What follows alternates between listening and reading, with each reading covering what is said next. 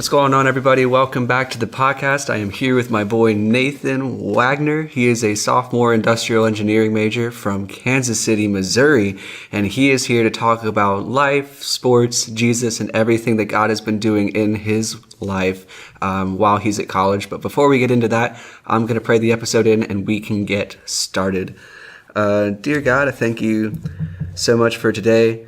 Thank you for giving Nathan and I the time to, sit down and talk together. It was a bit of a kind of short notice meeting, but I'm so glad that we get to have it even still. I pray that your spirit would be in this room, guiding our words, guiding our hearts, and guiding our thoughts, just to help this conversation to be productive and fruitful for both of us hearing it and for anybody who's listening. I pray that you would give us eloquence and just words that would be glorifying and edifying to you and to each other, God. Yeah, in your name we pray. Amen. Whoop. Bro, how's it going? It's going good. Yeah. Any tests right before the break? Monday I had a test, but was pretty good, so. Yeah. Engineering or no? No, physics. Ooh. Physics test. Actually ended up going really well, though, so. Really? A? Yes. Yeah. Aced it? Bro, nice. Yeah. And that's not physics 2 or 3? Or? It's physics 208, so. 208, dang. I gave up after high school physics. Yeah. I gave up on science in general after high school. As soon as I figured out my old degree plan needed science, I was like, well, look who's joining the liberal arts. Yeah. That's awesome. So, industrial engineering major, bro. Yep. So, walk through that a little bit with us. Kind of explain how you got into it, how you got interested, and maybe how God's moving through your major. Yeah, so my entire schooling career, ever since I was a wee little laddie, I've always loved math and science. So I knew through high school I was going to do some kind of engineering. I knew I liked math a little bit more than I liked science. Definitely was wonderful at messing with numbers. So when I came down here, got to A&M and was looking through all the different engineering options I had. Industrial engineering is the one with the most math involved. Gotcha. So that would have been the opposite of my train of thought. Yeah. I would have been like, where do I have to do the least amount of work with numbers humanly possible? There's my major. Yeah, so I was like, give me all them numbers as you can, and then I'll work with the numbers. So yeah, industrial engineering gets the chance to optimize, work with trying to reduce, whether it's time to produce something, the amount of stuff being used, the amount of waste you have, just trying to make the perfect process per se to make everything fit together, to make a car, make everything fit together and make it work for whoever's going to be driving that car, which really is cool to think about, being able to connect a whole bunch of people or connect just how humans are interacting with the world and interacting with each other to be good stewards and to be able to fit everything together. Yeah, bro. I mean, math and science in general always sound like a puzzle to me, and you're just trying to fit all the pieces together and make everything optimal and sublime in theory, and then hopefully that works out in practice, assume steady state and hope for the best. That's a term I hear often from engineers, but, because there's always some form of resistance one way or the other. The calculations are a little bit off, but it's cool how you mentioned stewardship and brought that into just the field of engineering, because we think a lot about, okay, we're running the numbers, but why are you running the numbers? It's because there's a certain amount of resources that we've been allocated, either by producers, companies have bought them, but just primarily, by the providence of God, you now have a certain amount of stuff to work with, and you're trying to figure out, okay, how do I make best use of this time and this money and these resources that God has given me, and how do I produce something from that? How can I be creative with all of these things and manage them in a way that is glorifying to God, but also helpful to other people as we send out whatever the product is, if it's a car or a microwave, I don't know what you're Exactly. It's really nice to be able to think that somebody can make something, we can make something out of whatever resources or whatever, and not have a lot of waste, so then we can make as many as possible and then be able to help as many people or do whatever for as many people with that product, and hopefully glorify God through that. Yeah, you mentioned waste a couple of times, and I'm wondering, because I know there's always, some stuff that's left over. You buy an apple, or you buy like 8 apples, you eat 7 of them, one of them goes bad, waste. Yeah. And we talk about reducing waste a lot. You see recycling bins all over, but on, I guess, the macro level, how much do they tell y'all how much is like lost via waste in any of your classes? There like any numbers you could throw out there?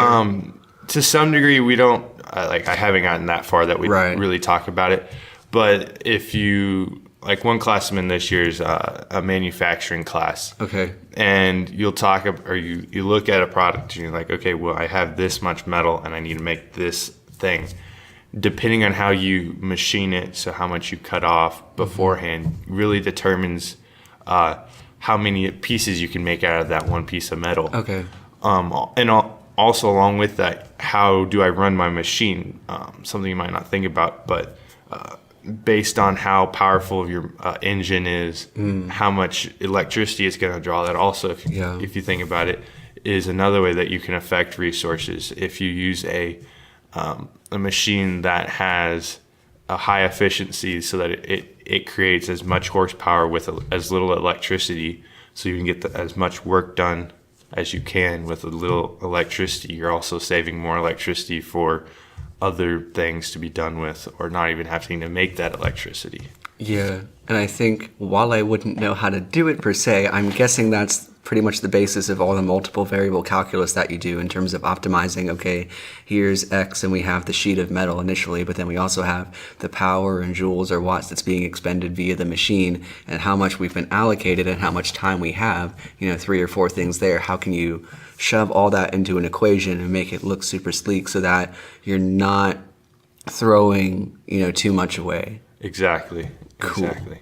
Awesome. I feel smart saying that. I feel smart. I'm like, I know you could do math here, and I don't know how I would do it, but I'm pretty sure someone could do it, because I'm thinking, I'm dumbing it down way, way low for myself, and I'm thinking when you used to make paper snowflakes, Yeah. and you're trying to you make a really, really pretty paper snowflake, and you want to cut as much off the snowflake as you can, but then you have all these scraps down below that you've cut, and I don't know, it's almost a balance between you want a pretty snowflake, but you don't want to have to clean up the mess of the waste of the paper. And again, that's really dumbed down for myself, but I guess it's similar in a way, because there's always a cost to whatever you do and whatever you cut away. Exactly. There's something left over that has to be dealt with by somebody. Exactly.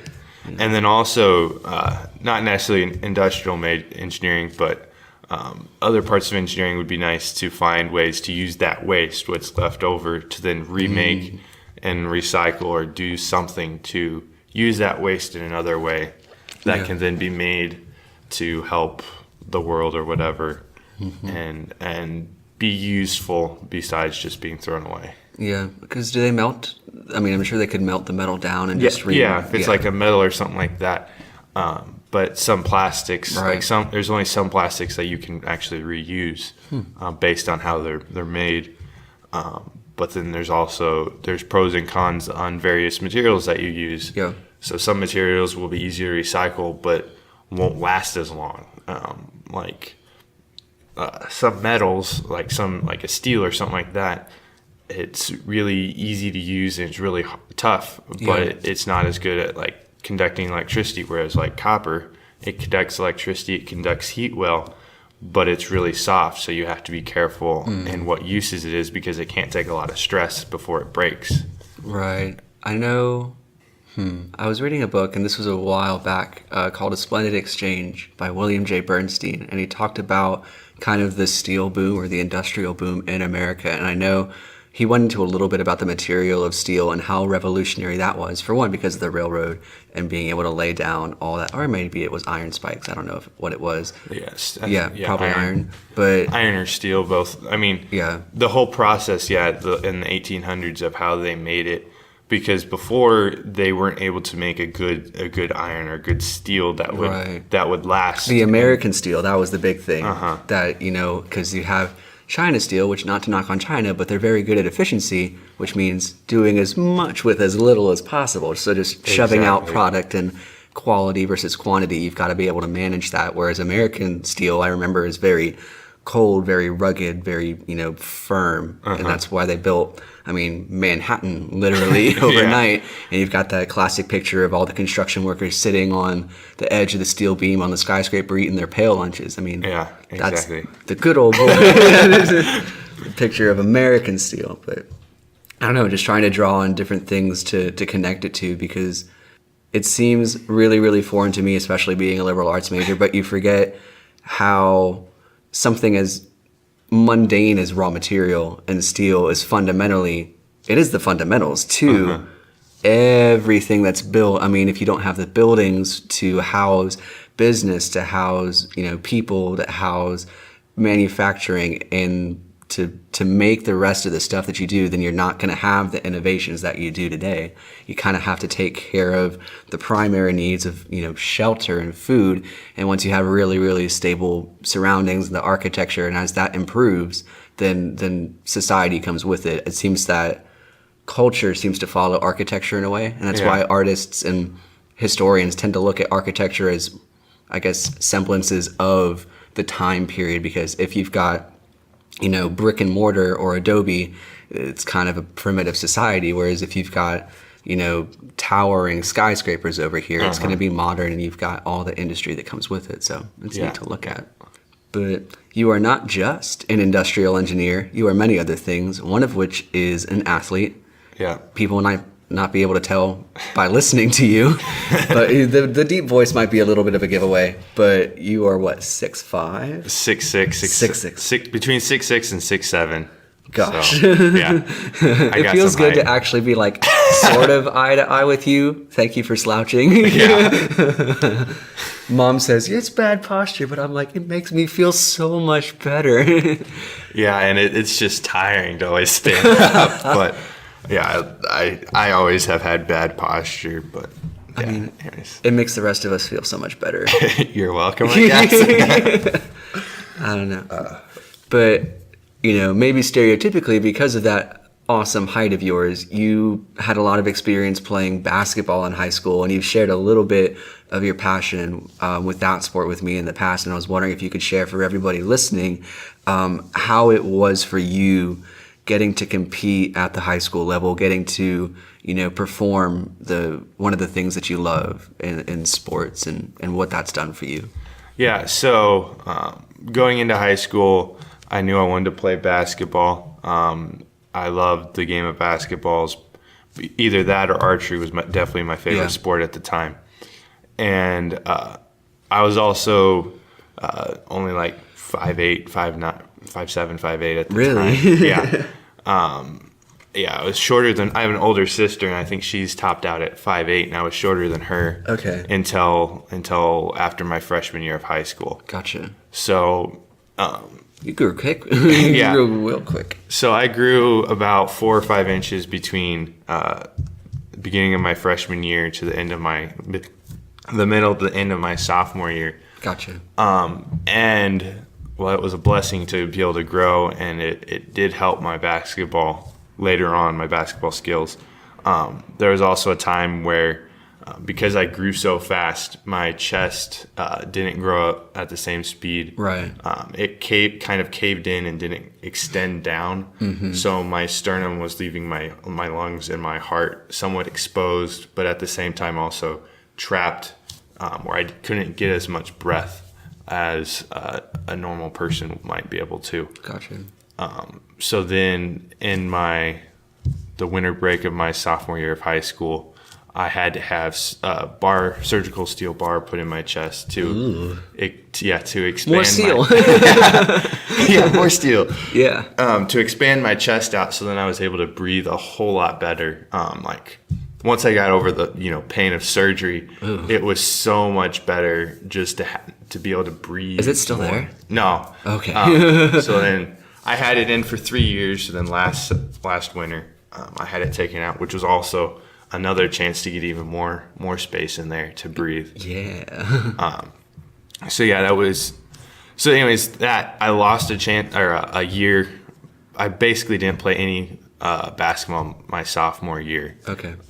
Which was a time, I mean, disappointing because I thought that, especially if I wouldn't have had to have the surgery, I think I could have made varsity played some varsity my sophomore year, and then I would have been more ready my junior year and into my senior year. And I do wish that I had that chance because I know I could have played better, but also it was a chance to like refocus a little bit.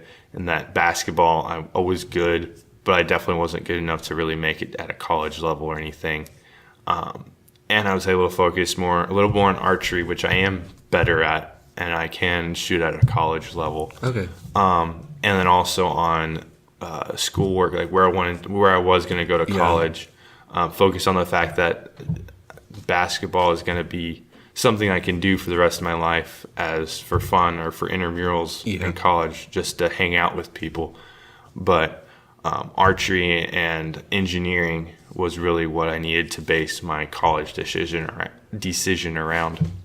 Gotcha. So through that, I kind of refocused on what I needed to do, what was important that I knew I had to have for college. Yeah, and that's really big, and I think that was strangely similar. It wasn't because of growth. Actually, I don't know. The doctor said it could have been from a couple of different things, but basically, I blew out my back at the beginning of my senior year, which effectively ended, not end of itself, my tennis career for that season. You know, I got to play in the spring, but the fall I was like, out. Yeah. And it's felt like it was muscular stuff for a really, really long time, but then I finally went in to see, I guess, a back doctor. It wasn't a chiropractor, but whatever that ologist is. Went to a specialist, did the x-rays, did whatever, and he said that it was something with literally the growth of one of the vertebrae and my lower back had finished growing, and he said that occasionally when that vertebrae in particular finishes growing, and you are really athletic, then it can bite against a nerve, but that nerve will fix itself, but as it's fixing itself, it's literally rubbing until it finds its way back into place. Yeah. And so I just had about a month of pain that, while it was also attributed to the fact that I was so active and moving around, and relaxing kind of helped, there wasn't anything I could do in that moment to stop. It was a form of growing pains. It's not what people think of when they hear growing pains, but it was a form of growing pain. So I kind of feel I didn't have to have a steel bar in my chest. Oh my gosh, that sounds really painful. I'm also not 6'6.5", so yeah. Give and take. Yeah. You didn't have the pain, but you don't have the height. Yeah, but I know the feeling of, what was that sophomore year like for you, where you had, because I'm sure there was a lot of physical pain in those moments, but were you able to practice at all? Did you feel like you were still going to play? So I always knew I was going to be able to play junior year, and so I was playing tennis at the time a little bit. Whoop. And so in Missouri, tennis, you don't do it. Guys tennis doesn't do anything in the fall, and then we have just play whatever other sport. So for me, basketball, but we wait until March, and sometimes even into April to really get into tennis, because it's halfway to North Pole, it seems like, from Texas. So it's cold up there. But so the whole wish for me was to be able to get back in time for tennis in the spring, or at least be able to exercise and have a chance to play tennis, and then really get and hit archery in the summer. And then since my dad's a veterinarian, he kind of knows or knows enough of the human anatomy, the female anatomy, the human anatomy to help me do like a PT and stuff. Gotcha. To get back and be able to physically have the musculature and the stuff to get back.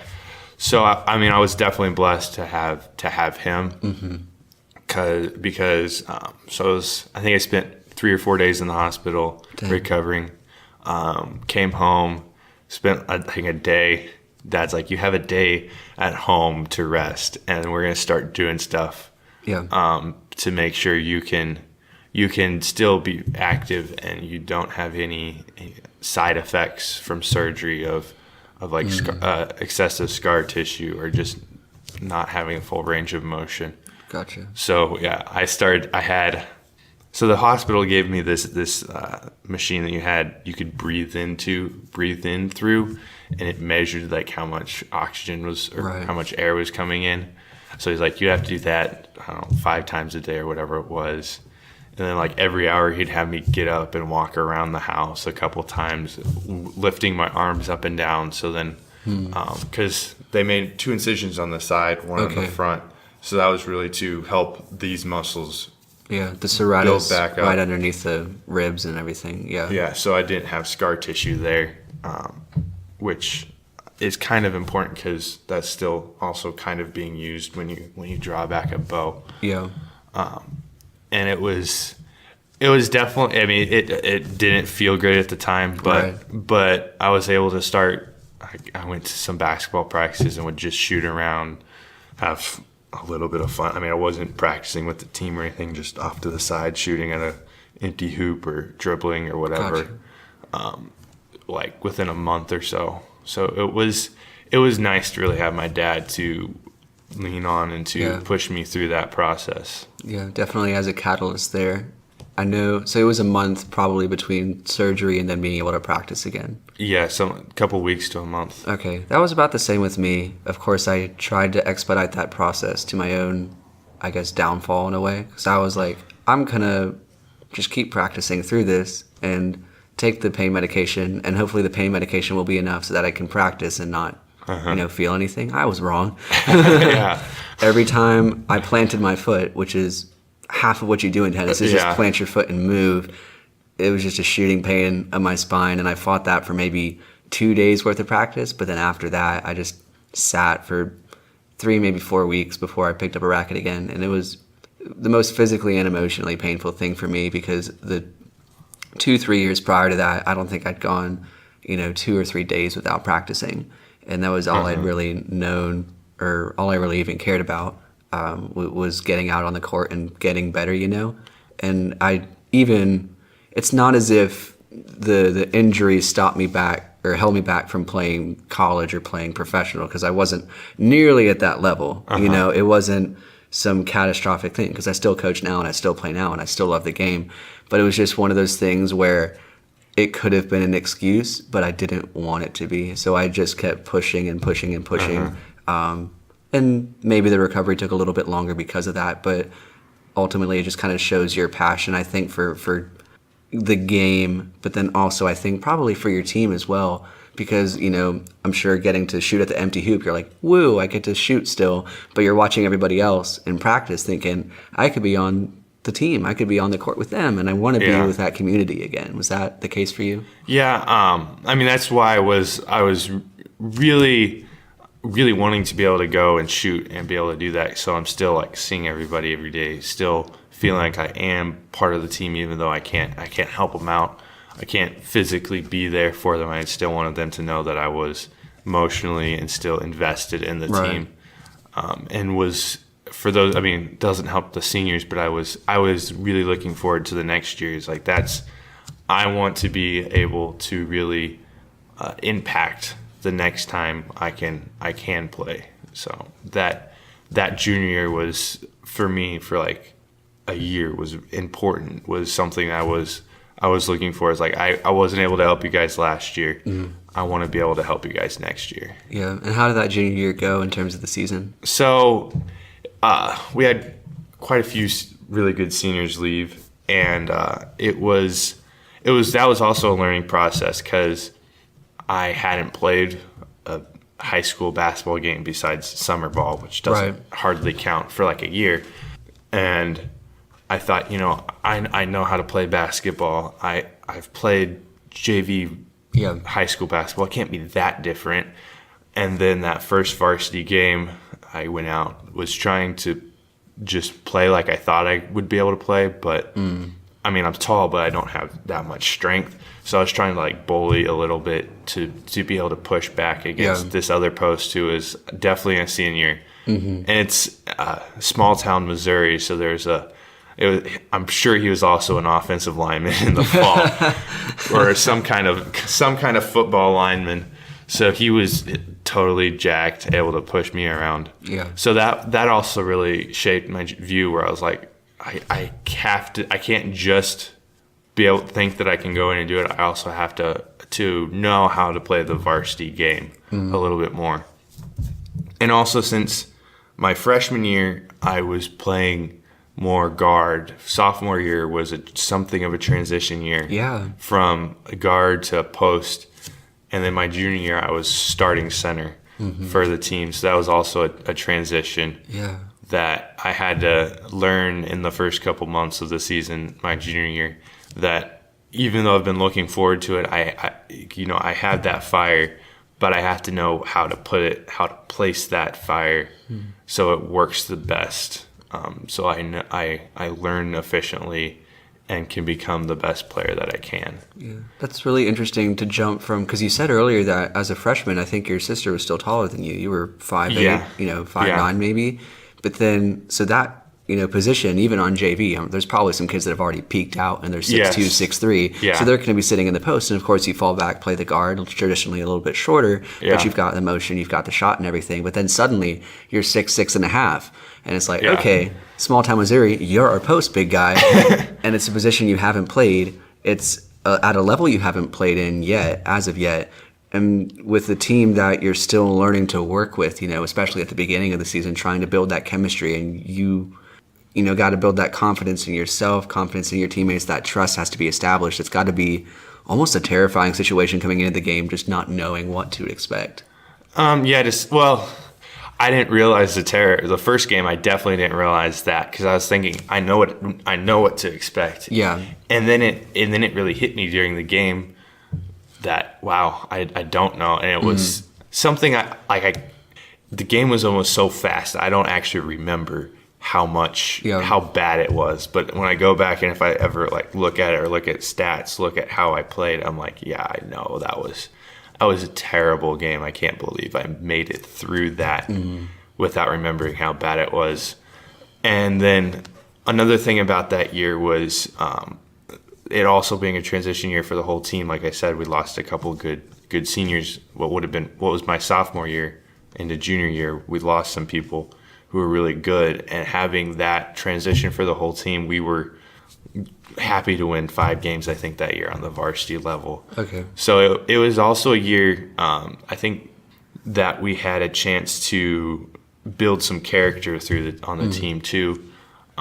That really showed the next year when we were able to. We were over 500 for the first time a couple years. We got to beat a couple rivals of ours. Nice. And it was a nice. Looking back, it was that junior year. Even though it was terrible, was important for building character and building chemistry for the next year, which then has actually helped our that team continue to be good the last couple years. Yeah. Which I kind of claim or try to claim that I was like a part of that foundation, that building that to be what they are now. Yeah. Although I know they've done plenty of work the last 2 years to keep that up.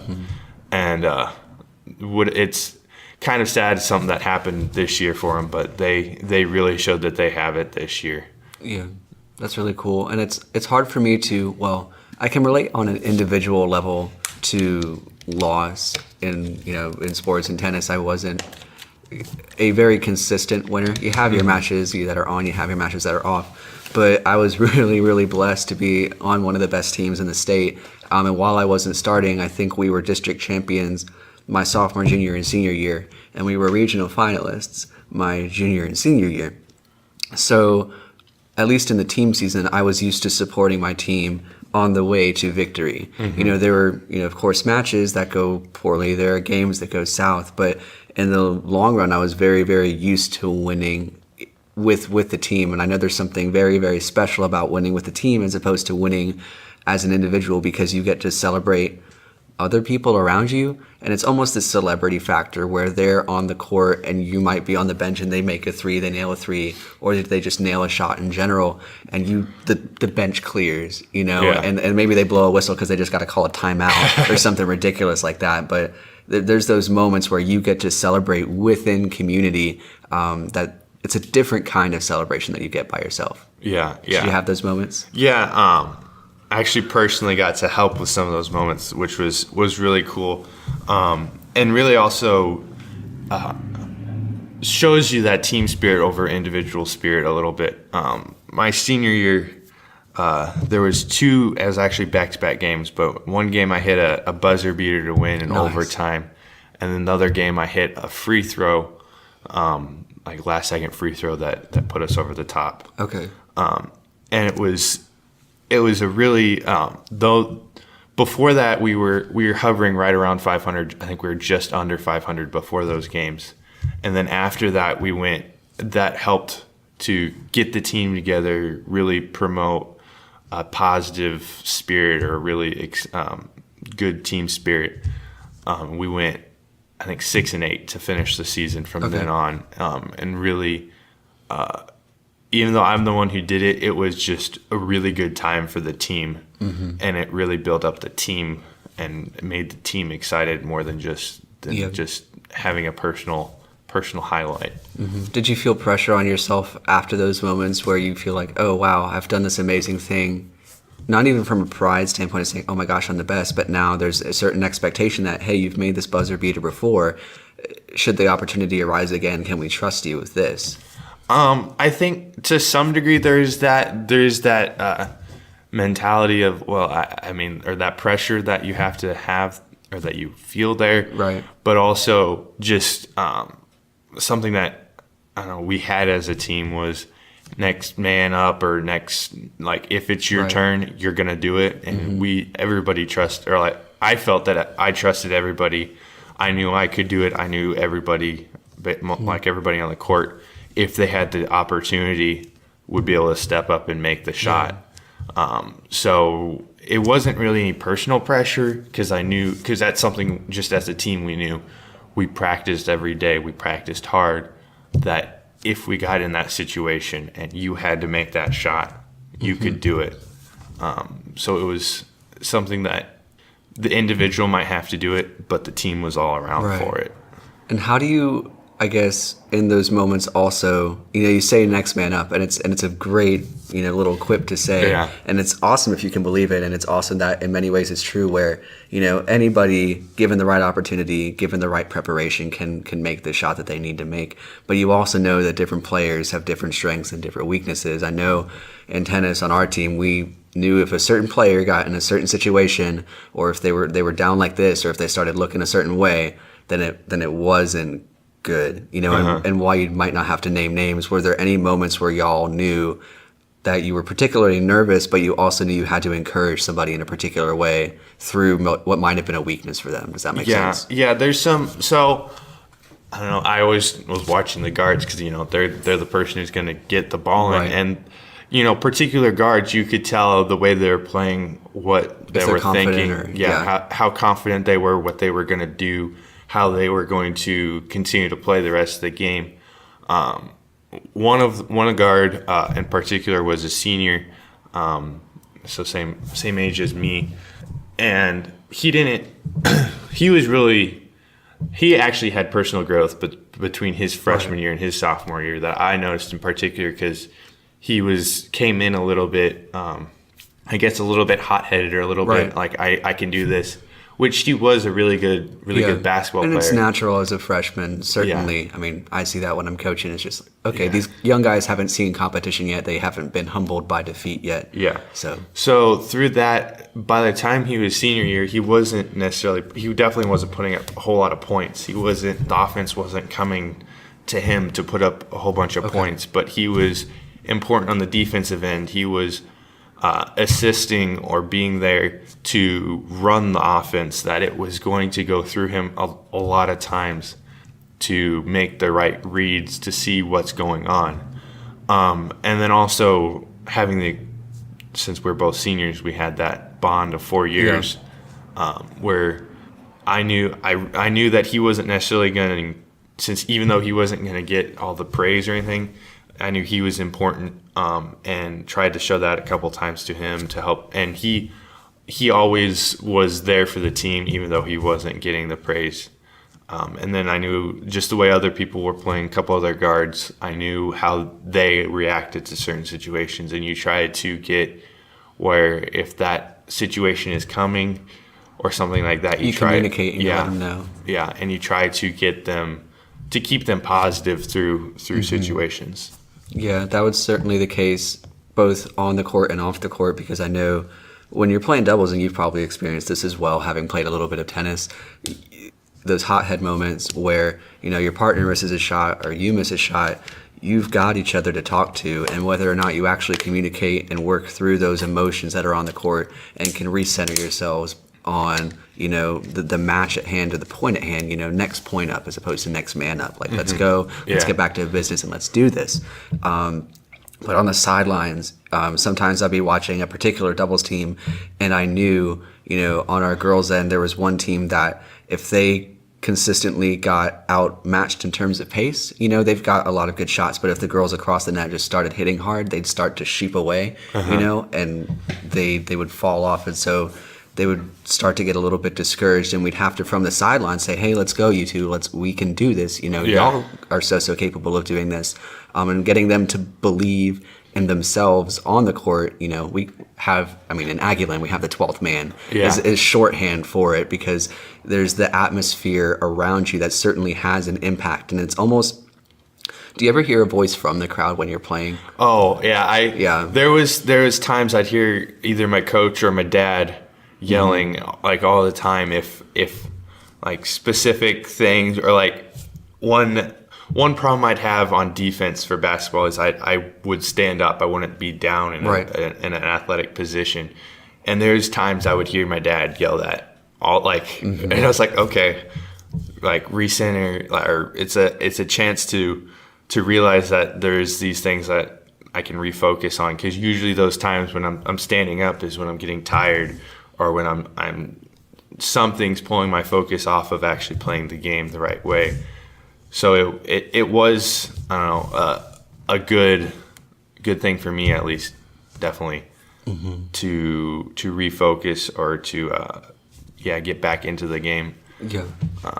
But most of the time, the crowd noise wasn't, like, I was good at not hearing crowd noise, but I always could hear like my coach or my dad yelling and that's what I really wanted to get at, is being able to pinpoint a voice from the crowd, because I had that experience as well playing tennis. Again, I didn't always start, but there's a certain amount of chatter that just goes around in the stands, and people are talking and they're calling on more matches, they're calling off matches and reporting scores.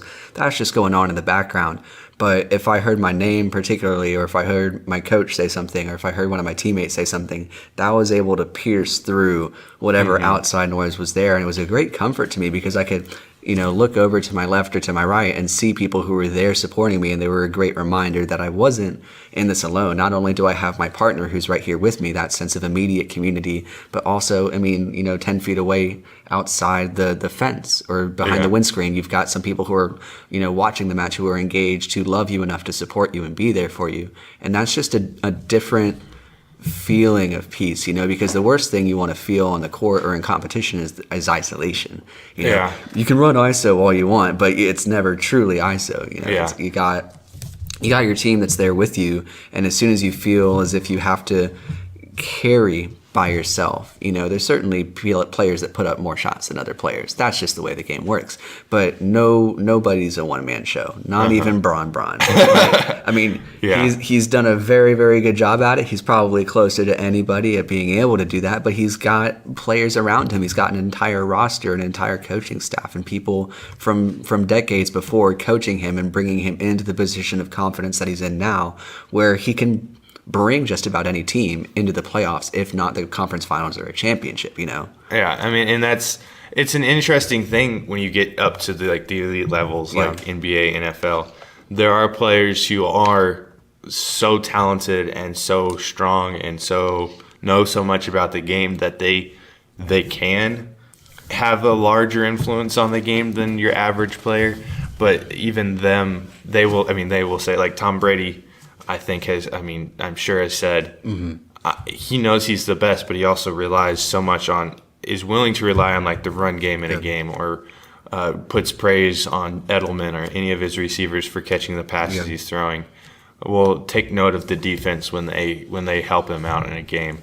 It's and I'm sure he took note of like Adam Vinatieri or any of them, any of his kickers in his career. So it's well, and especially with the example of the Patriots, I mean, LeBron hasn't always had an all-star cast surrounding him, but I mean, Brady fundamentally has in a way, or they become an all-star cast because he makes them into an all-star cast. And that's something about Tom that I really, really have always liked, despite the fact that he beats everyone, and I don't like that. He makes everybody on that field better, and he has a certain standard of accountability that can almost be viewed as, irrational, because you've seen clips of him on the sidelines almost, yelling at his offensive linemen to do their job.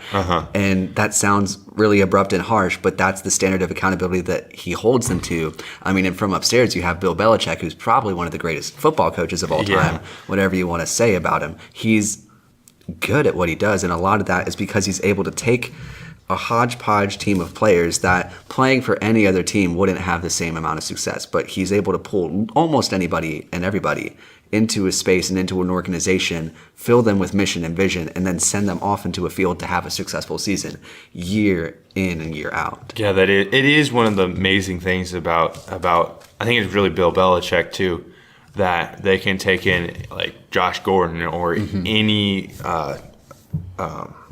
Randy Moss and I think there's some other receiver who is known for being kind of out there, right? Kind of scratchy. Yeah, and you get them into the Patriots organization, and they usually don't have problems, or at least they don't have problems out on the field. They always are doing the Patriot brand. It's always the Patriots first. I mean, Tom Brady's kind of exceeded that, not so much because he goes out and says, hey, I am the best, but he's gone out onto the field and won 6 Super Bowls or 7 Super Bowls or whatever in the past almost 20 years. He's produced so much that he has become the man, but he hasn't had to say that I am the man. And I think that's often the case with people who are in the conversation for greatest of all time, whether it's football, baseball, basketball, tennis. The number one never has to say anything. It's always people who are clawing for number two that are trying to get into the GOAT conversation. If you have to talk about yourself, then you're not who you think you are. And that was even the case, I think, on my high school team. I mean, partially because he got a bunch of egotistical 15 to 17-year-old boys, fighting for that number one spot or that number one seed in that tournament, which is natural. But I mean, the guy who was consistently our number one player, his name was Luke, I'll say his name because he's an awesome guy. And he plays for UIW right now. He never talked smack. Never, ever, ever, ever had to talk smack because he was consistently our number one guy. He never had to prove that. He just was, but anybody kind of coming up behind him, they were really, really nice, but they always had something to say, and including me. And I'm not going to count myself out from that conversation. I was probably clawing my way up to like 10th, but but always, fighting for your ego, fighting for your spot on that team, and thinking maybe of yourself a little bit more than the organization or what you represent. And I think that takes on new meaning when we think about how Christ is able to work through different personalities in sports, not only playing for something bigger in terms of an organization, but in terms of a mission that goes beyond people, goes beyond humanity, and that's the gospel, and there's plenty of people at the professional level and at the amateur level in high school or college who represent the person of Christ so well that it has an impact, and I think is a big part in making teams better than they ought to be. Has that been something that you've seen? I don't know, some degree. One professional, I don't know, Tim Tebow is somebody that always comes to mind, but somebody who I've kind of realized is a Christian and doesn't necessarily outwardly say, hey, I am a Christian, but the way he acts and the way he performs really, and the way he interacts with even his family and just everybody he interacts with. Drew Brees is such a great dude that you might not know that he's a Christian, but he definitely plays the game the right way and interacts with the fans, the community, and is so great with his kids that once you realize that he is a Christian, you're like, yeah, he is. I mean, it makes perfect sense. Yeah, that's the way my friend Steve-O back home in San Antonio has described it in almost the same way, not necessarily with Drew Brees, but with himself, because he's a pretty reserved guy. He's very intellectual, and he works with computers a lot, so he doesn't talk so much, but when he talks, he's very kind, he's very genuine, very to the point, but you wouldn't know he's a Christian by his outward expression, necessarily, because he's not flamboyant about it. He's just very, very honest, very genuine, and when he says something, he does it. His yes is yes, and his no is no. He commits and he stays through. And I think he's told the story a couple of times back when I was at youth group, that people that he was working with, other programmers or software developers, would find out that he's Christian just through conversation or otherwise, and they say, "Oh, that makes sense," and that's the extent of their response. They're not particularly surprised because of the way he handles himself, but they're also a little bit shocked that he hasn't been so flamboyant about it. But it doesn't take this grand degree of performance to perform your faith. Yeah, exactly. Yeah. And a couple of people that I want to, hit on, because I am super proud, I guess, to be even loosely related to them, is everyone on the Eagles. Yeah, Philly represent always. But when Super Bowl 52 happened, that was probably the greatest day of my life. one of the top 3 greatest days of my life so far, at least. I'm sure I'll get married one day. That'll make it on the list. It'll make it on the list. They'll still have to compete for the spot. But what made the day great was partly because I got to celebrate it with my friends and my family, and because, my hometown got to win something amazing that they've been searching for way too long. Sorry, getting emotional.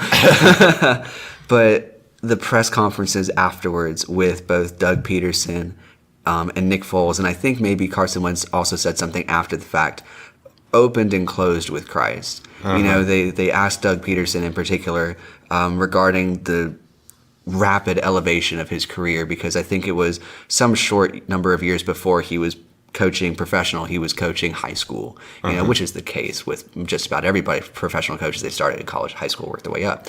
But the reporter said, X or Y number of years ago, you were coaching in high school, and now you're here. What's your reaction? And his first words, everything to God. Couldn't have done it without him. And he sat with that. It wasn't just a one-off thing and then getting into, wow, but I really worked hard. It was straight up, none of this would be possible without Jesus. None of this would be possible without my Lord and Savior. Nick Foles, almost exactly the same thing. You count your blessings with your family and your friends, and, the support that you've had and the coaches and everything as well. But they were just so unbelievably centered around the person of Christ and amplifying him through the platform of winning the Super Bowl, which was amazing for me to see, because it was not only a team and a city that I could rally around, but the person of Christ that I got to rally around and celebrate. I got to celebrate with not only people from my city, but people from my faith and people who I will hopefully get to see and worship with in heaven, know? And it's cool to think especially about, it's a bit of cult of personality when I think about it now. When you think about, oh, wow, Drew Brees, what a good Christian, or, oh, Nick Foles, Doug Peterson, what a good Christian.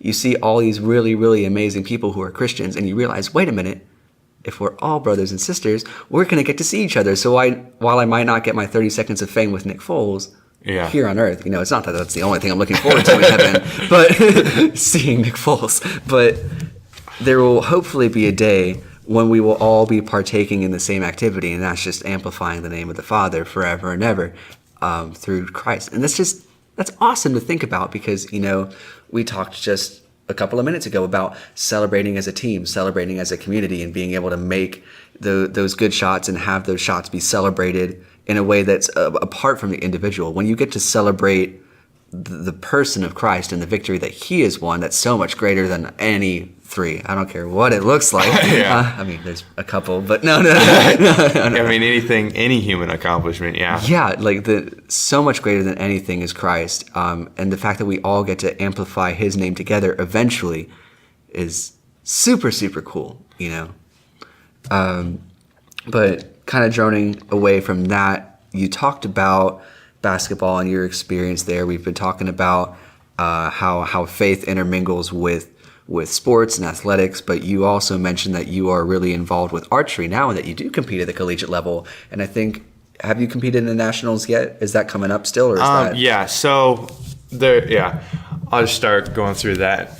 I'll tell you a little bit about my story on that. So joined 4-H, which is this youth organization, kind of like a mixture between FFA and Boy Scouts and Girl Scouts. So it's a chance for youth to learn life lessons and also learn many different skills that can be useful in life. Like there's cooking, there's sewing, leadership, shooting sports, different livestock ones too.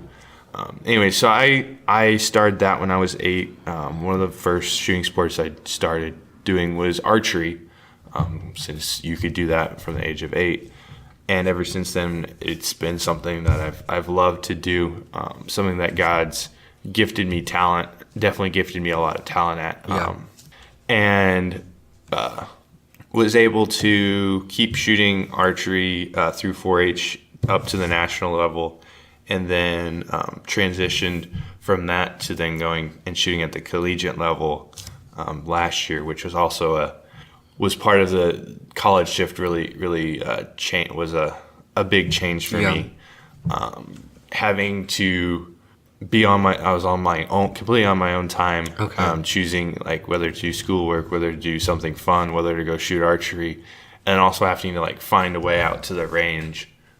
Because usually at home, we live on some acreage, so I just walk out the back door, throw out a target, and start shooting. Whereas now I have to actually think about, okay, I have to plan out travel time, and then time to go shoot, and then being able to separate shooting from school. Like if a bad quiz or test or something, or something's bothering me about school, I have to be able to separate myself from that to also have time to be able to focus on archery, which probably would be a lot harder if sometimes I do lean on God in those circumstances, where I'm like, okay, I want to be able to compete and bring glory to you in what I'm doing with archery, but to get better at that, I need to practice. So, hey, this is a chance for me to throw my cares on you, God. Can you help me take my mind off of schoolwork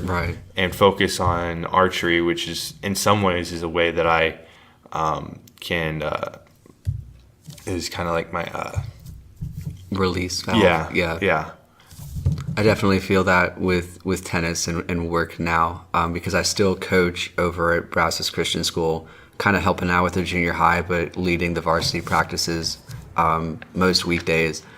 And the thing I told them at the very beginning of last year and the very beginning of this year, and I try to repeat it as much as possible, throughout the practice and during the matches, that this should be a release valve for you. This should not be a place where you are stressed. This should not be a place where stress is added or amplified onto you. This should be a place where everything, not that you're completely comfortable here and you're going to have a perfect day every day, because life is hard, but it should be a place where you are able to turn off everything that is in the outside world that is bothering you, or at the very least channel that into something creative and productive and expressive in athletics and sports, which is hard because I can tell, hopefully, when my kids are having a bad day elsewhere, or they'll talk about tests, or they'll talk about something coming up, or having relationship issues, or with their family. So there are things that certainly distract you and that have distracted me. I'm sure have distracted you while you're playing archery, you're trying to play ball. Like other thoughts creep into your head, and you've got to be able to compartmentalize those thoughts and refocus on the task at hand, and honestly be a good steward of that time and honor the time and your presence in a certain place. I compare it to texting while driving or texting in class. There's a certain place that your attention should probably be when you're in the classroom. And unless you're looking something up on your phone for class, it probably shouldn't be your phone. It should probably be the professor or the PowerPoint or the notes or your pen, the notepad, whatever you're doing to participate in that class, as opposed to leaving the room mentally while sitting there physically and Googling the 10 newest ways to cook bacon. I don't know what you're doing. But yeah, there's definitely something about, I think, stewarding that time and that attention that goes back to what we were talking about at the very, very beginning of this with industrial distribution, being able to... Industrial engineering. I'm sorry. See, man. That's why I'm not in it. That's one of the very many reasons that I'm not remotely in engineering. I'm sorry about that. That's fine. But it goes back to what we were talking about with industrial engineering and the optimization of everything, how the way that we live out our lives faithfully is often just a sign to the people around us that not only, hopefully not just that we have it all together, but that there is a God who is working everything together for the good of those who love him, and that's not even to say that, man, he's going to make this practice work out just because you said a prayer, or he's going to make everything fall completely together the way that you want it to fall together, but that he is going to give you the peace when things aren't quite working, and he's going to give you focus when there are probably many distractions around you or temptations around you. He's going to allow you to work in that space faithfully as opposed to fearfully. And it's really a chance for you to recognize that, hey, I have these plans, but he's going to use me to fulfill his plan to get whatever he is most important, truly most important in the world to happen, or at least however I can interact with it. Mm-hmm. Yeah, and that's really, really big because it's always his will over our will. And I think that's something I struggle with a lot in competition as well because, of course, my will is to win the match. Yeah. And there are a lot of times where my will is certainly tested, and I think that's one of the many benefits of sports is that it tests your will and it tests your ability to go out and to perform and to discipline yourself, But I think I often get in a tricky spot when I think that my will is the only determining factor of success. I tend to forget that there's an opponent opposite me who might have a stronger will than me, and that there's a God who's outside of both of us who has an even stronger will than both of us, eternally strong, and that whatever he wills happens, and I can fight that all day long, and it's not as if God is, predestined every single. I couldn't get into speculating that, because I'd start sounding stupid, but yeah. He works through both wins and losses, and to think that God is any less good or any less faithful because you lost a match or lost a game is really silly and not nonsense, And there is a degree, going back to what you said about discipline, is something that I've really, I don't know if I've necessarily enjoyed, but something that archery has forced me to understand a little bit is the mental discipline of focus and stuff like that, because especially at the elite, like the Olympic level, right, and even to some degree at most of the national level stuff, especially at the top of the national level events, all the archers can do the form consistently enough to be good. What sets everybody apart is the discipline they have over their mind. It really gets into like a 90% mental game when you get into archery at that level, and it really does. You have to be able to discipline your mind to be focused and to be calm and to just do what you have to do in the moment. What works for you to get that level of focus, and it to some degree it can be turned over to Christianity. We have to discipline ourselves to what God is telling us to do, because since He is the truth and everything. And everything. Just add that cushion on there, and everything. He's there. But yeah, that's really, really true. And, discipline is certainly not only a part of, your athletic career or the athletic side of your life, but it's a huge part of the Christian life. Scripture tells us all the time, discipline might not sound great, in the moment, but in the long run, it's going to produce fruit and lead to righteousness. I probably misquoted that, but it's pretty close. Pretty, hopefully close. I'm sorry, Scripture. I'm sorry, God. I'm sorry, Jesus. But, it is a big part, regardless of whether or not I can articulate it well. Discipline gives us just a different heart towards God and who He is. And it's not as if everything has to be so strict and rigid and legalist to where if we don't perform to God's standard that He immediately, denounces us and, revokes His adoption of us as sons and daughters of Him. It's because He has already adopted us and because He has already called us sons and daughters that we say, oh gosh, the least I can do is, try to abide in Your word and try to abide in Scripture when You say, hey, flee sexual immorality. There are very few times when Scripture says this is the will of God, and that's one of them. He says, flee sexual immorality. Okay, God, the very least I can do for you now is flee it, is run away from it, and I won't do that perfectly, but it's something that he's called us to do, and hopefully something we can be faithful in doing. And I love how, bringing it back to sports, that training and discipline, Timothy says, physical training is of some value, but godliness is value in all things. I guess it's Paul saying it to Timothy. The book of Timothy says it. Blah. I'm just running all over Scripture and not quite hitting it. Hopefully not heretical, but hopefully not. Physical training is of some value. Godliness is value in all things, but both of those, physical discipline and then godly discipline, they go hand in hand, and just training discipline in general, training self-control. It's a fruit of the Spirit. It requires practice, it requires diligence. And you see Paul use, sports analogies all over. I think it's 1st, 2nd Corinthians, all run the race, but not all obtain the prize, the crown of life.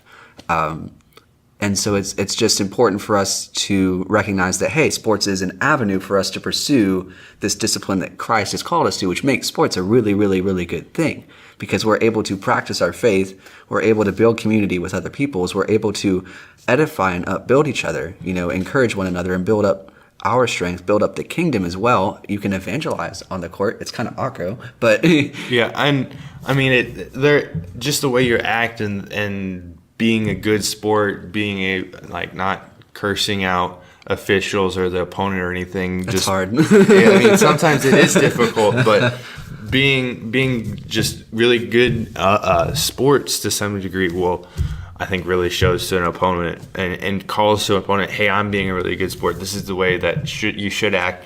And sometimes I feel like just acting that way on the court is a challenge or a call to the opponent that, hey, let's be gentlemen. Let's really stick to a higher standard of action. Tennis is interesting in that respect because there's a lot that's done based on the honor system. Exactly. And you don't have referees you have quote unquote referees at matches at least in the UIL, when I've been coaching at TAPS, it's just literally all the honor system. We don't book refs except for maybe the state tournament, But if somebody calls a ball out when it's in and they lie and they cheat you, you on one hand could turn the other cheek. You could seek justice from the referee, but you have a decision to make. And I've heard, coaches talk about it differently, and there's different philosophies when it comes to how do you respond to cheating. And some coaches have straight up told me, if they cheat you, you cheat them right back and show them that you're willing to play this game and get dirty with them so that they don't do it again. And so they think fighting fire with fire is going to, fan the flame in a way. And I think, okay, maybe there's some utility in that. And there's probably been instances where they know, okay, knock it off. Or at least that's a message saying, I know you've cheated me, so stop, and hopefully it's not a continuous thing. But there's another train of thought that says, no. If they cheat you, you not are completely passive about it, but you do not cheat under any circumstances. Yeah. You do not compromise your character regardless of the people around you. And I think, my personal opinion is I like that one, because with the first one, I think even if it's just sending a message, it shows that you're willing to compromise for the sake of your own ego or your pride or the victory of the one match, as opposed to, in the grand scheme of things, your character, And then I think it's in the Gospels, but I'm not 100% sure, wherever it talks about, you're kind to your enemies, and then it heaps burning coals on their head. Oof. That's something else. Like they cheat, and then you get a close line call, and you give them the benefit of the doubt, and then it doesn't help. Or they're like, well, should I have called it? How do I call the rest of the game if I am considering cheating, because they were kind to me on a call that I probably would have called the other way. Yeah, and then you're just being a good sport, but then they get heat burning coals on their head. Which, it is an effect, I feel like. And it's a different kind of effect than, I think, the way referees act is just as judges, and ideally they'd be casting impartial judgment based on how they see the play, but they see the play ultimately imperfectly. That's why we have now cameras now and the review system, and even with the review system and in the NBA and the NFL, it's really, really tricky. Subjectivity. It's so subjective, right? And so that just shows, for one, the flaw in our own ability, that we have to rely on this, that, and the other thing to actually get quote unquote justice, whatever the ideal is. And when people get mad at the refs, when they get mad at, the judges of the sport, it's usually because they perceive, the slight coming against them, and they want retribution. They want the ref to make that call or to give that card or to do away with the other team and eject somebody, when honestly, I don't know.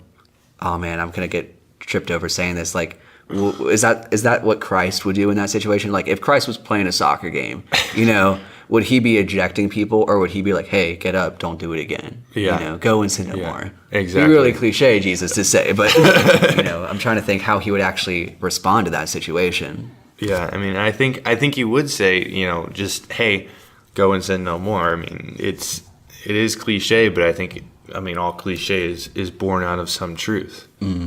Yeah, because I know intramurals has gotten testy. Yeah, because you played soccer with us last semester, and there were a couple of games where the refs were usually on our side, to the chagrin of the other team, and the other teams have gotten pretty vocal and feisty with us. But it's no fights have happened. But it's always interesting to see what people are willing to say and do for the sake of something so small. Because that's how I look at it in my brain. And I think that's honestly how some of the fighting starts, is because somebody will mouth off, and then somebody will say, why are you mouthing off? This is no big deal. But they've made them commenting on what was no big deal a big deal to them. So it's just this vicious cycle of, we are amplifying the magnitude of whatever perceived slight was there. You sinned against me, I sinned against you, whatever, to the point that we can no longer focus on the objective of the game, which is to have fun, to glorify the Lord, and to compete and to make ourselves better, and so we get distracted. Yeah. It's not a good thing. But going a little bit from there, probably back into professional sports, because I know we both have some opinions about professional sports.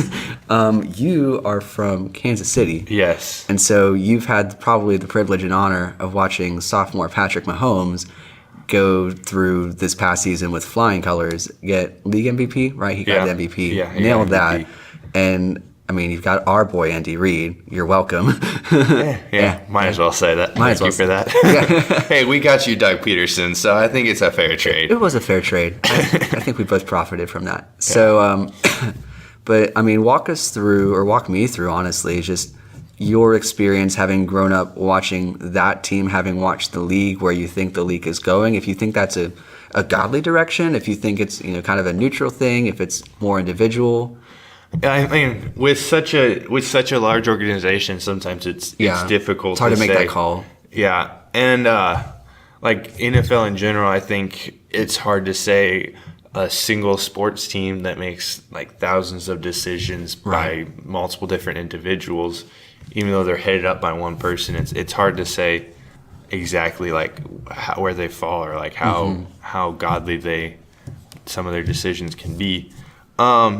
And it is a little bit of, I don't know how much you listen to sports talk radio, but I remember like within the last couple of summers, there's always been that the discussion, when there's no other discussions, comes back to like how much head injuries or whatever in football and stuff like that. Like, how much should we be condoning that by paying money to go see these, or watching these on TV contracts that are worth multi-millions. Yeah. And it's an interesting situation that, I mean, it does get into, like, should we be promoting these players? I mean, not just NFL getting to that point, but should we be promoting these people with millions of dollars for playing a game that they're not doing necessarily for, like, sportsmanship or for glory of God, but also some of them are just doing it for the money and stuff like that. And it I don't think I in any ways have answers to that. But it's also interesting, and I might get a little too political here, but there are moments where, I mean, it's hard for anybody to take a stand, but with guys like Colin Kaepernick, where you had that whole situation with the kneeling and what he was not standing for. And then what the league was wanting to stand for, and how they may or may not have philosophical consistency in that department. Wow, it's starting to rain pretty good. Is it starting to rain? Wow. You can hear it outside, folks. It's coming down. But it's interesting how, because I know I saw this one video, and it was probably just propaganda, where the league had, fined Tim Tebow for wearing his numbers or his verses, fined other players for wearing pink cleats during breast cancer awareness. They had fined a number of people for just doing charitable acts and charitable demonstrations. And then when Kaepernick did what he did and started the movement that he did, the league was initially in support. It was certainly mixed feelings coming from individuals, as you said earlier, and so it was hard to pin a formal direction for the league. But there was just honestly a national divide, and that kind of woke me up to the fact that we are so engrossed, strangely politically, by the atmosphere of our sports teams and by the celebrities that we make the players into. When Kaepernick does what he does, it stirs an entire nation into discussion. And part of that's because of the way that we've got social media to just generate buzz off a dime, literally, and then make millions off that dime. But it is hard to genuinely ask the question, cliche again, like, what would Jesus be doing in this situation? Is there black and white? Is it gray? Like, where do we stand? Where do we fall? Because on one hand, it's submit to the governing authorities, but you also want to fear the Lord more than you fear men. So who are you kneeling, standing for, or against? And I think there is. I mean, one thing I didn't really like about it was he would kneel for a game or for these games for the national anthem, but it was difficult if you only saw that. I mean, you had to listen to. There was quite a bit of talk, but you really had to listen into the talk and listen to press conferences afterwards to know why he was doing it. So in some ways, you saw the slight that was against the military, the flag or whatever, and it was difficult to see the reasoning behind it. I mean, once you see the reasoning, then you have to say, well, yeah, there is problems in America. There is things that happen that, I don't know if that we don't know how to fix. I don't know if anybody even truly understands the depths of the problems because, it gets into the lawless atmospheres, you might say, of some areas of the nation. And it's something that is difficult in some ways it's difficult for the entire nation to really take on. It has to be taken on by people in those communities and grassroots efforts to correct and solve these problems and straighten those who are not doing right. Yeah, that's definitely a good word there, because it's just very, very complicated. Especially there's a really big fight for contextualizing, that the act of kneeling or the press conferences. There was a fight, by literally every media outlet for or against Colin Kaepernick in terms of he's either anti-patriotic, anti-America, anti-everything, or he's pro-civil rights. He is pro-liberation. He is pro-freedom. And the fight for a simple gesture such as kneeling, which strangely enough for me, like you kneel when somebody gets hurt in a game, right? Did y'all do that for basketball? We certainly do it in tennis. Like, if someone gets hurt, we go off the wood in Kyle Field and we take a knee and we wait for it. And even if we're watching it on the TV, they'll cut the commercial break, but we'll say a short prayer or something. Just hopefully somebody's okay.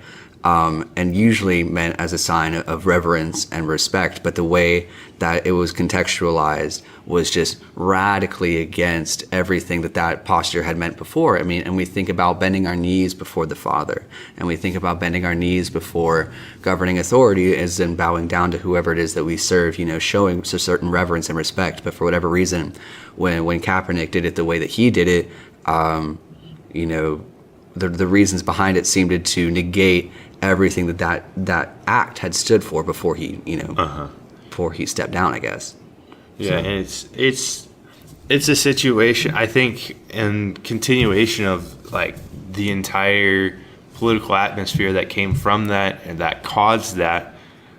It's a political atmosphere that really has always existed in the country to some degree. If you want to go back to in history to the fact, the difference between slavery and not slavery, and then civil rights movements and everything.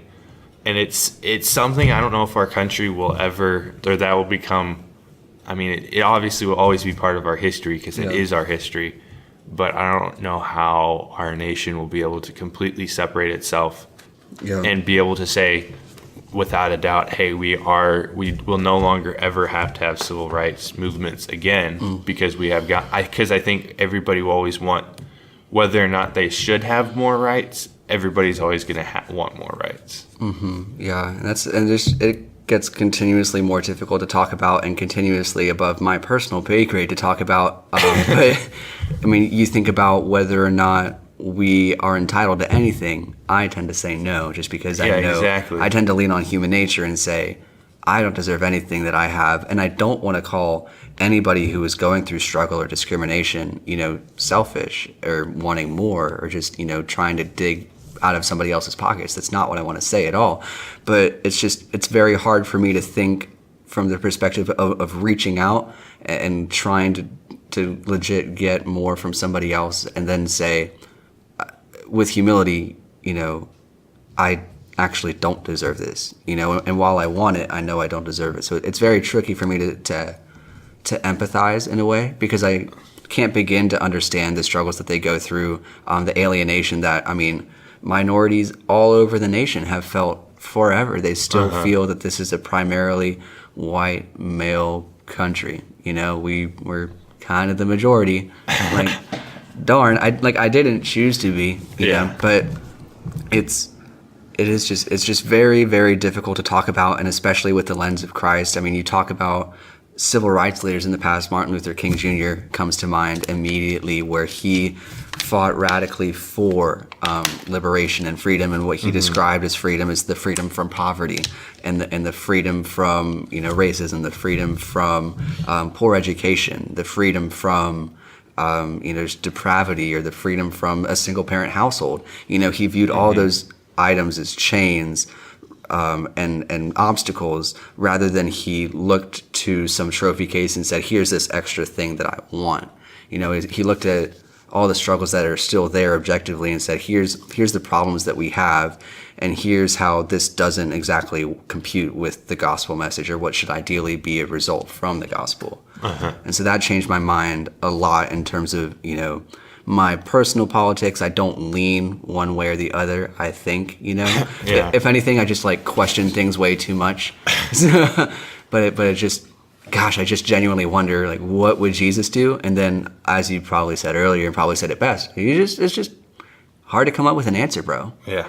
It's a lot of open-ended stuff. And the more we try to, I think, tie up the loose ends definitively, I think the more problems we make, which doesn't mean you don't tie up the loose ends or try to tie up the loose ends. It just means it's the reality of the fact that when sinners are solving the problem, the solution is probably going to be filled or at least stained by sin.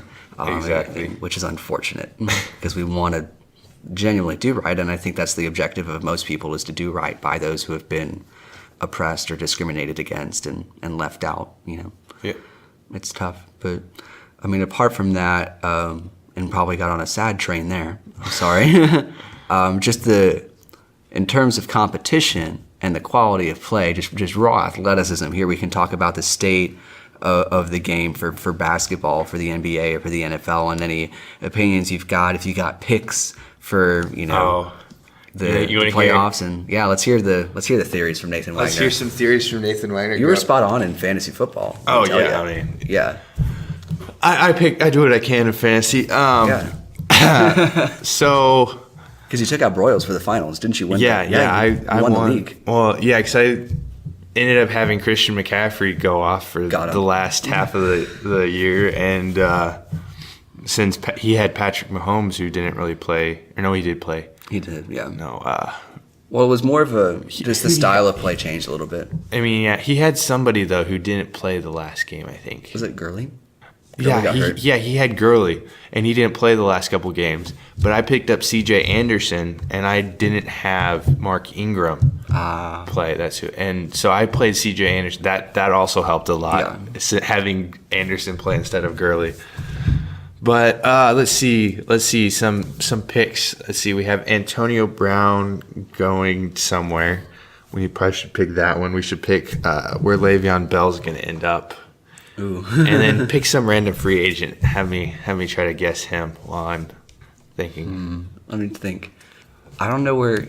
Gosh, I'm so bad at picking where people go because I'm just not informed. No, I just want you to pick a free agent, some random free agent. Oh, pick a free agent? And I'm going to try to choose where he goes to. Okay. So Start with Bell because he's the one that everyone was talking about for a while. Antonio's kind of new. Le'Veon Bell, see, he's interesting. So he's going to need money, which really goes to like Oakland and the Browns. Because the Raiders picked up Marshawn Lynch, and they didn't do a whole lot with him. So anyway, so like Oakland, Indianapolis, and the Browns are three places that all have a lot of money.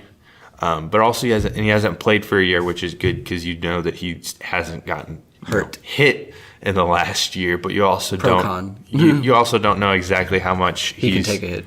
He's worked out and like what his fitness level is. I really like Indianapolis for a fit from a Bell perspective where he'd want to go. But also, I don't know if Indianapolis wants him because of the fact they already have a couple of running backs that they really like.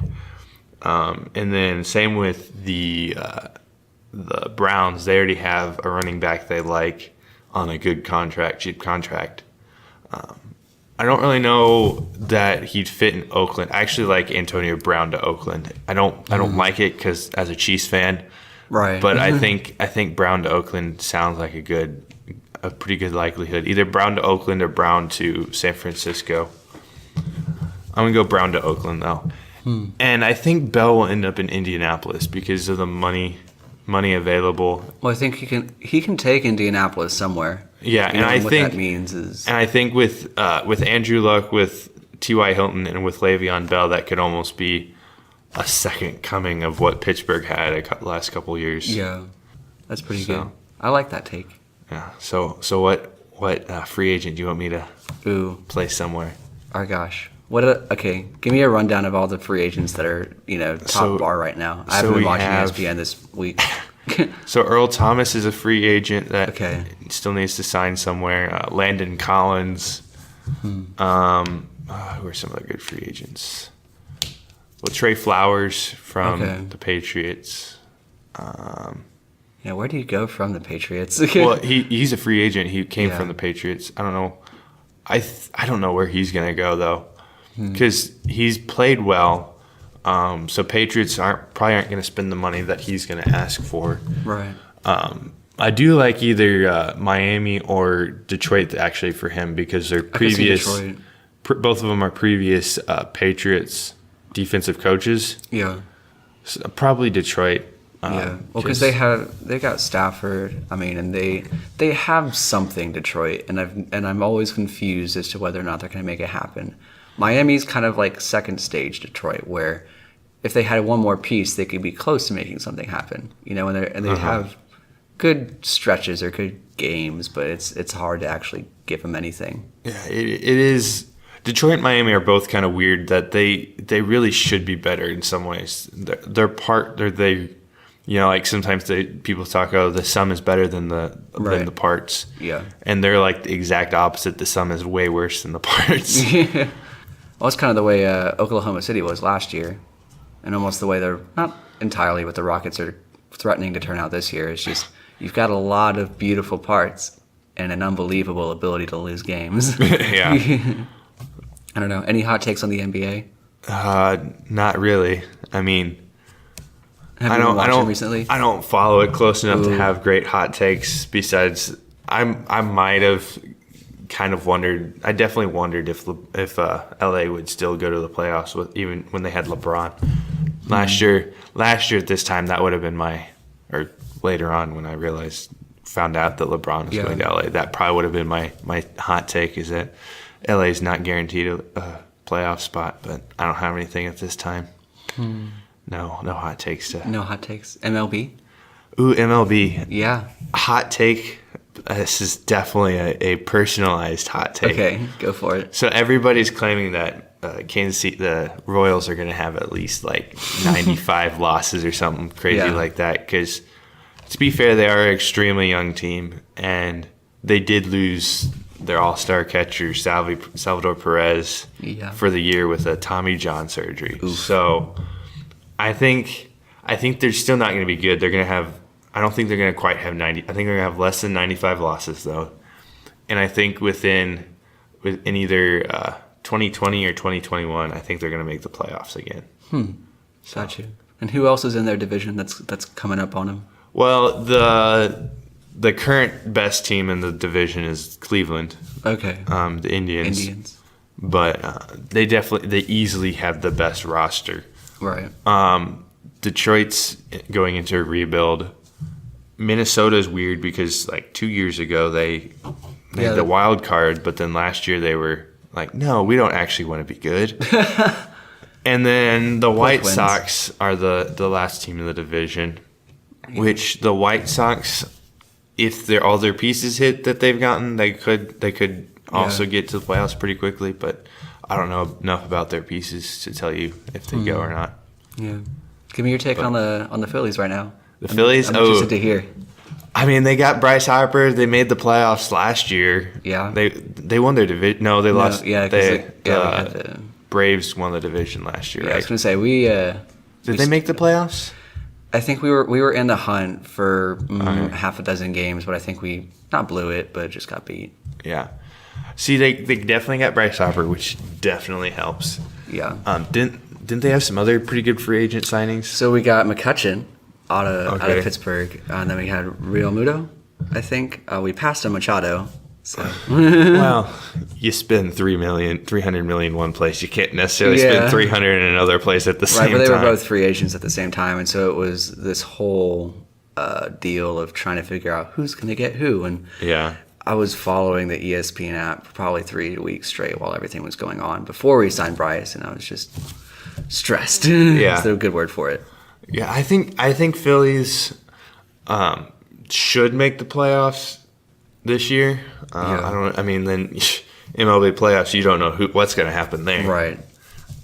So that's so strange about the MLB as opposed to football and the NBA. Maybe I'm just a little bit uninformed, but I've never been able to accurately predict an MLB playoff remotely. But I can tell you, having only watched maybe half a dozen seasons of basketball, what the climate is and who's going to go further. It is something interesting, which I saw a video on YouTube that actually went through, and it was, I think, MLB, NHL, NFL, NBA, in terms of seedings, who make it. And I think MLS as well. And it compared how parity and how easily predicted each of them are based on like number of players, how easy it is to score points, stuff like that. And the only thing I actually really remember is that NHL was the easiest. Right. Because I don't remember exactly why, but like low point scoring and not a terribly large amount of people playing. To keep track of. Less moving parts. Yeah. So NHL, I'm pretty sure, was the easiest to predict by quite a bit. But yeah, I think NFL, I think NBA was really high because they put up so many points. Yeah. But then it's interesting, like, certain players are going to do well. Especially recently, certain players are always going to be at the top. And then NFL only has 11 people on a field, or 22 people, 11 per team. Yeah. So sorry to interrupt you. I think it might have something to do with like the percentages of scoring, maybe, or how predictable it is that a certain player will do a certain thing, like individual predictability.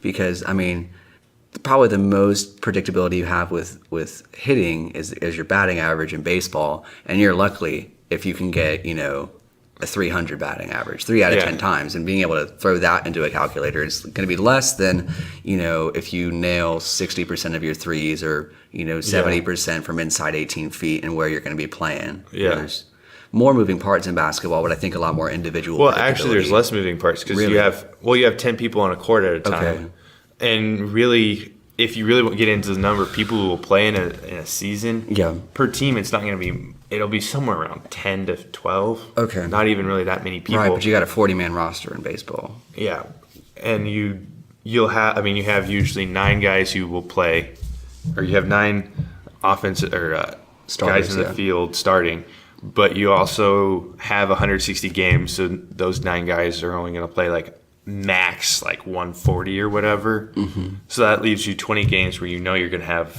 10th or 11th or 12th guys, and that's not even including the fact that you have a different pitcher every 5 days.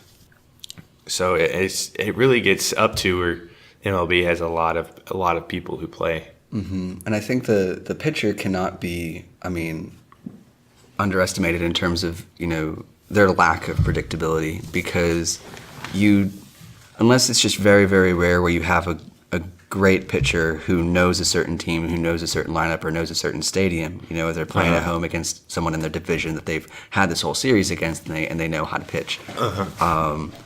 It's hard to tell because, not that pitchers always have off days, but a pitcher can quite often have an off day. And it's not uncommon for a pitcher to have an off day and for you to pull in a reliever or 2 or 3 relievers occasionally. Whereas basketball, it seems much more infrequent that an individual star player in particular has an off night, or even more infrequent that they don't start at all. So you have a lot more consistency in just who's showing up to play, I think is what you were getting at earlier in terms of the rotation, so maybe that has something to do with it. Probably. But yeah, where did the rest of them line up in terms of the leagues, in terms of predictability? I don't remember. It's been a while since I've seen that video. So yeah, sorry, I can't answer that question. Oh, it's all good. No, I'm just really, really curious because I think the climate of the NBA is changing. I won't say has changed because it's still a process where the West is figuring itself out. I'm surprised by the Nuggets and how they've been able to keep up, the streak that they're on. Mm-hmm. They've been very, very consistent, and honestly, out of nowhere, because even as of last year, they weren't on my radar remotely at all. The Bucks, you got Giannis. They've been doing really, really, really well for themselves. Raptors, you got Kawhi and Danny. I'm surprised they haven't done a whole lot more with Kawhi and Danny because they started off pretty hot. Sixers, I'm trying to trust the process. It's like, Brett Brown, Joel Embiid, Ben Simmons. We got Boban Marjanovic, whom I love with a burning passion. Oh my gosh, he's amazing. He's amazing. Oh my gosh.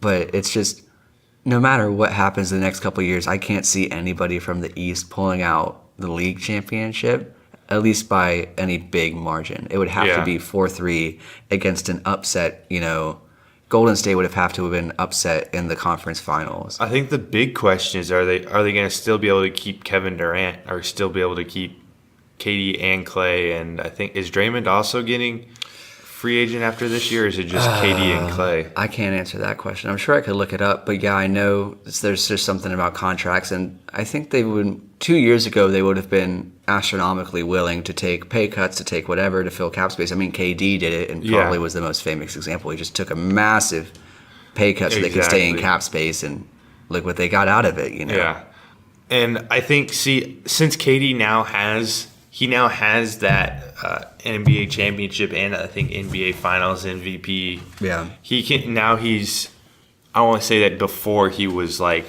feeling pressure to get that to cement legacy or anything like that. But I think now that he has that, he might be a little bit more willing to go to some other team, any other team, and team up with some other player. Yeah, I know they've talked hey, what if KD and Kyrie got together in some other. I think Kyrie's more willing to work with others now. There was the ridiculous spat where he and LeBron couldn't work out whatever 2-pronged attack they were running with for a while. Yeah. That confused me why he went to Boston. It genuinely did, but I think he's learning now that he's got to work and make others better on the court with him. But I think if KD leaves Golden State, and if Steph / Clay / Draymond / the whole Golden State regresses back to the mean a little bit, I think the Western Conference becomes a whole lot more interesting. And I wouldn't be surprised. It's so obvious, especially with LeBron going from East to West, that the East truly is a lesser conference. I think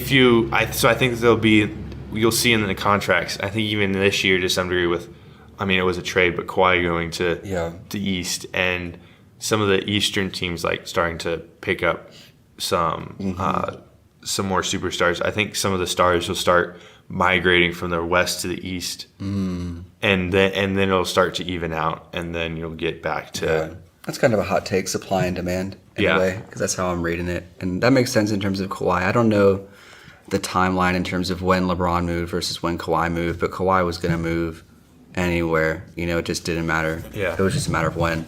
But yeah, the East definitely could use a couple of stars. I mean, they have a couple, but the dynasty that LeBron had and the control and the reign that he had over the Eastern Conference is effectively over because he's in the West now. And so I wonder if people like KD are thinking, man, if there's a team with enough cap space, with enough support crew around it that could honestly take control of the conference, Exactly. And I think the Knicks have like crazy amounts of cap space. I don't remember I don't remember who it was. I think it was the Knicks or some other team, but they can add 2 max contracts. Oh gosh. Over this summer. And they're talking like, well, KD, Mike, you could pay 2 max contracts to get like the 2 best superstars in the free agency this summer. See what the heck happens. Yeah. And I know it was an Eastern Conference team. That would be terrifying. I'd be so nervous watching that because it's not that the Knicks are totally garbage, but you look at the standings and they're in, I think, as of yesterday, the last place in the Eastern Conference, which, don't want to knock on them, but it's just that's where you are right now. Yeah. And I'm scared that if that was the case, they would be running into that really too quickly. Because as great as KD is, and as great as he's been with the Golden State Warriors, you might be led to forget that team is an armada of an all-star cast. I mean, yeah, that under Steve Kerr, no less. There's a coaching staff that goes into it as well. Yeah, and something that I probably should, or you really have to mention with this whole thing is the fact that Klay Thompson to some degree more consistency. Steph Curry and range and just consistency as well has changed the way basketball is being played with the amount of threes that are being put up in comparison to 10, 15 years ago. Just the way it was being played. And I think that really has affected, and since Golden State has Klay and Steph, they're able to rule that change into a 3-point. And once those 2 players in particular regress, and there's going to be some new players who are either going to continue that trend and shoot a lot of threes and be even better, or the trend will be reversed. I don't know which one will happen. And then that's when you'll see the next, era or stage of NBA, I think. Yeah, because it also comes down to, I like how you mentioned the style of the game has changed fundamentally, especially at the younger levels where the kids growing up are kind of model themselves after whoever the star is. And so now they're modeling themselves after Steph Curry as opposed to LeBron James or Michael Jordan. I mean, LeBron's always going to have fans. But, I mean, you've got kids who are probably 5'7", 5'8", playing the game now that probably wouldn't have played if Steph Curry hadn't been around. Yeah. Because they think, wow, I just have to be good enough to shoot threes and then good enough to move the ball and have handles to play the game, which is awesome. It's also always been true, but somebody always thinks that, you have to be tall to play basketball. But I think it's shown better than it's told. Because that's true. Think, and at the, championship level, certainly, when you have highlight reels of Steph Curry knocking down threes from ridiculous places on the court, and not only Steph, James Harden comes to mind. He drops threes like bombs, but he's also very, very good at ISO, and I think probably one of the best ISO players in the game. And he knows how to get to the free throw line. He is amazing at that too. Steph has done pretty well. I don't think that's what he normally goes to. I think if he's comfortable, he just sit there and shoot threes. He's not going to want to drive for the 2. Yeah, Steph understands that. Threes are more than 2s. Well, yeah, he knows that, and he's a better shooter than Harden. He's like amazing enough that he can be any lapse in guarding him. Right. And he is confident enough and good enough to hit it from anywhere in 3-point, that within half court. I mean, even even at the half court line, I feel like if you wanted to, he could hit it Yeah. over 50% or over 33% of the time from half court. For sure. And I'm not the first person to mention this, and I certainly won't be the last, but his ability to pull up smoothly, for one, he's a one-motion shooter. He doesn't, take any hitches. There's no hitch in that motion. It's just so smooth and fluid. So he's got that going for him. But, the time it takes for him to catch and release the ball is next to zero. And he had, something that you don't really think about, but he also has an amazing arc on his shot. Yeah. And mathematically, right. Get into mathematics, that having that arc increases your percentage of making the shot as long as you have it close. Yeah. By 50+%. Really, that big of a percent? I think so, because as long as you're close, if you think about it, you have a ball going this way versus a ball traveling this way. Through that same sized hoop, you actually have more times that the ball can go in. I would think you have to be even more precise because and I'm sure in some ways you do, because you fundamentally have to drop it into straight down as opposed to kind of letting it. It is kind of opposite way of thinking. Yeah. Another way to look at it is instead of thinking of the ball as just this one object stationary, right. When it's traveling through, if you think about it, when it goes through this, drops that much, it also, if you have a flat shot, it also moves that much. Whereas if you have that high arcing shot, it only goes that much. So now instead of putting your ball into a hoop, you have a box this long versus a box like that. Right. So that's kind of the difference between a low shot and a high shot. Right. Probably poor radio explanation, but basically the angle of entry, you have different size doors that you're going through. Yeah. I got you. So you're actually able to maximize probably the space of the rim. Exactly. As opposed to going through a smaller window from a different angle. Uh-huh. I can sort of see that. Again, I'm not good at visualizing mathematics, but part of the reason I don't do it anymore. So thanks and gig 'em, everybody. But yeah, that's a good hot take. Hot takes, bro. Even a hotter take. Would you be able to pray us out? Are you good with that? Yep, let's do it. Awesome. Dear Lord, thank you for bringing us here today. Thank you for giving us great conversation and a chance to talk about you and how you have affected our lives and how you continue to affect us. In Jesus' name I pray, amen.